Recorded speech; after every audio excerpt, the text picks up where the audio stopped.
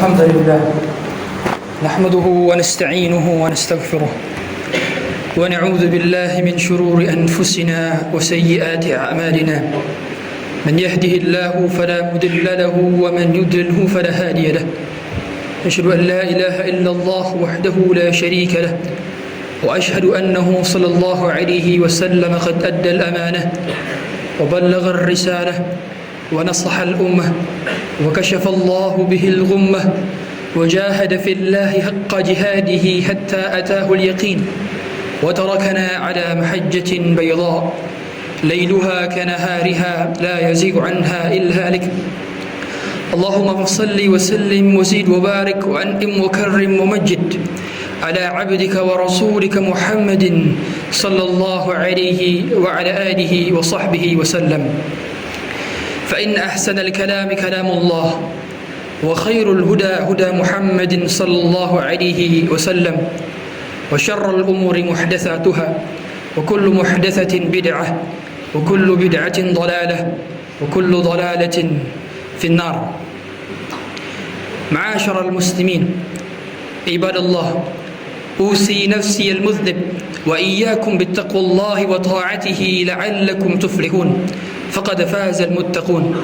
فقال تبارك وتعالى: يا أيها الذين آمنوا اتقوا الله حق تقاته ولا تموتن إلا وأنتم مسلمون. تقوى إله العالمين فإنها عز وحرز في الدنا والمرجع فيها غنى الدارين فاستمسك بها والزم تنل ما تشتهيه وتدعي. فقال تبارك وتعالى: يا أيها الذين آمنوا اتقوا الله وقولوا قولا سديدا يصلح لكم أعمالكم ويغفر لكم ذنوبكم ومن يطع الله ورسوله فقد فاز فوزا عظيما.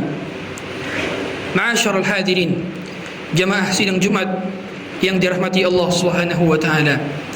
Tidak ada kemuliaan kecuali kemuliaan dalam mengikuti jejak dan sunnah Rasulullah sallallahu alaihi wasallam. Tidak ada keagungan, tidak ada kewibawaan, tidak ada ketinggian kecuali mengikuti arahan dan syariat yang diturunkan oleh Allah Subhanahu wa taala melalui Rasulullah Muhammad sallallahu alaihi wasallam. Tidak ada yang sempurna, tidak ada yang patut kita junjung tinggi melainkan apa yang telah dibawa oleh Rasulullah sallallahu alaihi wasallam. Agama ini telah sempurna. Allah katakan, "Al-yawma akmaltu lakum dinakum wa atmamtu 'alaikum ni'mati wa raditu lakumul Islam madina." Pada hari ini telah aku sempurnakan agamaku untukmu. Dan pada hari ini pula telah sempurna syariatku untukmu. Maka tidak ada boleh yang menambah-nambahkan, tidak ada yang boleh memodifikasinya, tidak ada yang boleh mengkreasikannya, tidak ada yang boleh menguranginya, sehingga agama ini sudah sempurna. Kata sempurna yang maknanya adalah al-kamal, maka dia tak perlu ditambahkan, tak perlu dikurangi, tak perlu diedit, tak perlu didelete, tak perlu dimodifikasi, dan tak perlu diinovasikan kembali. Karena yang membuat syariat ini adalah Sang Maha Sempurna, Al-Kamal. Allah Subhanahu wa taala Maha sempurna dari segala macam sisi. Makanya syariatnya yang dibuat oleh Allah Subhanahu wa taala melalui Rasulullah sallallahu alaihi wasallam sudah pasti sempurna. Maka ketika Allah menurunkan ayat ini menjadi tanda bagi kita semua bahwa syariat sudah sempurna, bahwa sebaik-baik petunjuk adalah petunjuk yang disandarkan kepada Rasulullah sallallahu alaihi wasallam. Wa khairul huda huda Muhammadin sallallahu alaihi wasallam. Oleh karenanya tidak ada boleh zikir, bacaan doa, bacaan Quran, salat yang tidak diajarkan oleh Rasulullah sallallahu alaihi wasallam. Dalam agama ini kita butuh dalil. Maqamat dalil, apa-apa yang telah ditegakkan dalil, maka kita wajib berpegang teguh di atas dalil. Apabila tidak ada dalilnya, maka hendaknya kita berpaling jauh darinya. Sebab agama yang tidak dibangun atas dalil, tapi dibangun di atas katanya dan katanya, bukan di atas qala Allah dan bukan di atas qala Rasul, maka itu adalah perkataan yang batil. Agama ini bukan ar-ra'yu, bukan hanya sekedar pendapat belaka, tapi ada apa yang di atas dibangun dalil tersebut. Oleh karenanya cukupkan diri kita dengan perkataan qala Allah, qala Rasul. Apakah Allah berfirman? Apakah Rasulullah sallallahu alaihi wasallam bersabda? bila mereka tidak pernah mengatakan sedikit pun mengenai amalan ibadah tertentu pada waktu tertentu dengan jumlah bilangan tertentu, peringatan tertentu, perayaan tertentu, maka hendaknya kita tidak melakukan dan membuat-buatnya. Ma'asyiral hadirin, jamaah sidang Jumat yang dirahmati Allah Subhanahu wa taala. Al-Imam Malik pernah mengatakan sebuah perkataan yang menjadi patokan bagi kita semua. Ma lam yakun yawma idzin dinan, falaysa al-yawma dinan. Apa-apa yang di zaman Rasulullah SAW bukan menjadi agama, maka pada hari ini itu juga bukan agama. Agama adalah apa yang diturunkan oleh Allah kepada Rasulullah di zaman para sahabat, bukan setelah itu, bukan di zaman 2023, bukan di zaman tabi'in, bukan di zaman atba'ut tabi'in. Tapi agama adalah apa-apa yang diturunkan pada saat itu. Sehingga apabila tidak dilakukan oleh Rasulullah dan para sahabat, maka tidak boleh juga dilakukan pada kita di masa sekarang ini. Sehingga kita hanya mencukupkan saja dengan apa yang dilakukan oleh mereka, karena mereka adalah sebaik-baik generasi. Mereka lebih mengerti tentang syariat, mereka lebih mencintai Rasulullah SAW, mereka lebih faham tentang syariat, dan mereka bersama Rasulullah SAW. Oleh karenanya, apabila ada seorang yang menambah-nambahkan syariat, mengirit-ngirit syariat, mengoreksi, menginovasi, maka hakikatnya dia telah berprasangka bahwa dirinya lebih baik daripada generasi terbaik, yakni adalah sahabat ridwanullah alaihim. Sedangkan generasi terbaik dari kalangan umat ini adalah para sahabat ridwanullah alaihim. Karena itu mereka menemani Rasulullah SAW. Mengapa pada saat ini kita tidak menemani Rasulullah?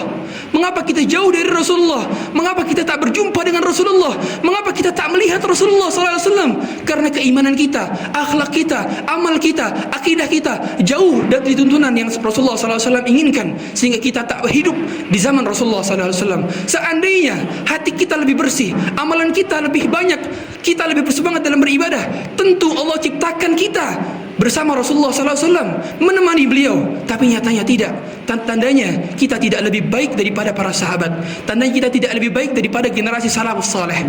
Sehingga karena generasi terbaik adalah khairun nas qarni thumma alladhina yalunahum thumma alladhina yalunahum, kata Rasulullah, sebaik-baik generasi adalah generasiku, yakni generasi para sahabat. Thumma alladhina yalunahum, kemudian generasi tabi'in. Thumma alladhina yalunahum, kemudian generasi atba'ut tabi'in. Itu adalah 3 generasi terbaik, generasi salafus saleh. Siapa yang beragama mengikuti pemahaman para sahabat, mengikuti pemahaman para tabi'in, mengikuti pemahaman para atba'ut tabi'in, maka dia telah selamat dalam membawa agamanya.